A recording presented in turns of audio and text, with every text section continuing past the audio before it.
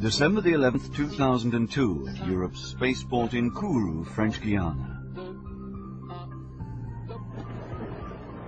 Liftoff for Ariane Flight 157, the maiden flight of Europe's heaviest launch vehicle Ariane 5 ECA, better known as the 10-ton Ariane. On board, 2 communication satellites. A little later in the night, the emotional voice of an interpreter relays the message from Flight Director and Ariane Space CEO Jean-Yves Le Gall. The mission has not been successful. Vernon in France, home to the Département Grosse Propulsion Liquide de Snecma Moteur, the company that has been producing engines for Europe's Ariane launchers for decades. It's here that the Vulcain 1 engine of the generic Ariane 5 launcher was born. It's known as a cryogenic engine because it burns a mix of liquid hydrogen and oxygen, forming water vapor and releasing highly concentrated energy, pushing Ariane 5 up into space. The Vulcain 2 engine is built on the same principle as its predecessor, but with 20% more thrust. The increase created a few headaches for the engineers, such as the design of the turbo pumps turning at more than 36,000 revolutions per minute, injecting liquid oxygen and hydrogen into the combustion chamber. ESA launched the Vulcain 2 program in 1995. It involves intense cooperation among the major players in Europe's space industry. So where was the problem back in December 2002? The nozzle failed, the big cone directing the hot combustion gases towards the bottom. Guy Corteil, director of Snecma Moteur Vernon, explains. The atmospheric pressure bearing on the outside of the nozzle doesn't exist in space. When we reached altitude, the upper part of the nozzle deformed quite considerably. This deformation changed the heat transport inside the nozzle, and the melting point of the materials was exceeded. The launcher couldn't be steered and veered off course. The safety mechanism provided by the CNES, the French Space Agency, entered into action. The launcher was destroyed in mid-air. As soon as the Board of Inquiry had released these findings, engineers got down to work to ensure this failure wouldn't happen again.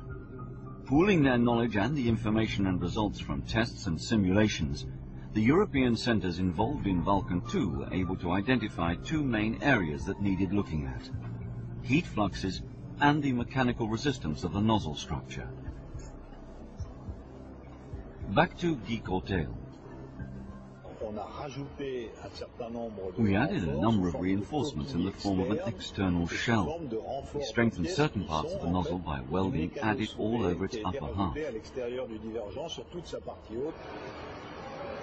The stability of the nozzle's heat flux was improved by increasing the flow of liquid hydrogen in the cooling channels.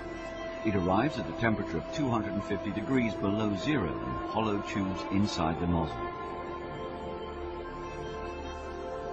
So much for the theory, but does it work? The test bench is tucked away in an area of woodland in Normandy known as PF50. 3 hours before the firing, everybody disappears into the control stand, shut off from the rest of the world by a door designed to resist anything. The countdown to the test firing is identical to that at Europe's spaceport in French Guiana. The same concentration is written on the faces of technicians and the launch director. Hundreds of trial runs have been carried out here, but they're never routine.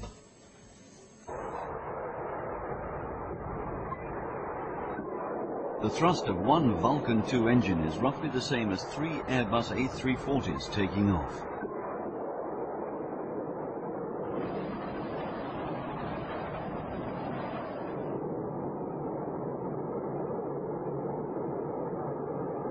As soon as the test is over, there's a quick debriefing between the launch director and the facility manager. They'll then give way to the engineers who've analyzed the data gathered during the test firing. The modifications made to Vulcain 2 have been tested in dozens of trials. Carole Houilleux is the facility manager. In our tests, we try to replicate the same thermal and dynamic conditions as if the engine were in flight. We identify anomalies and try to simulate possible breakdowns. And for the flight engines that we'll actually use, we do fine-tuning during trials in order to meet the needs of the launcher.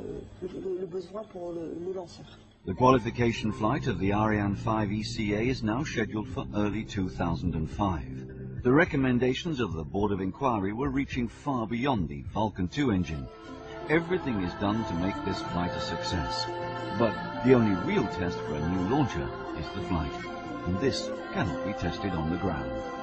The 10-ton Ariane 5 should enable Europe to maintain its leadership in the commercial launch services market, thanks to its capability to put several heavy satellites into orbit at a time.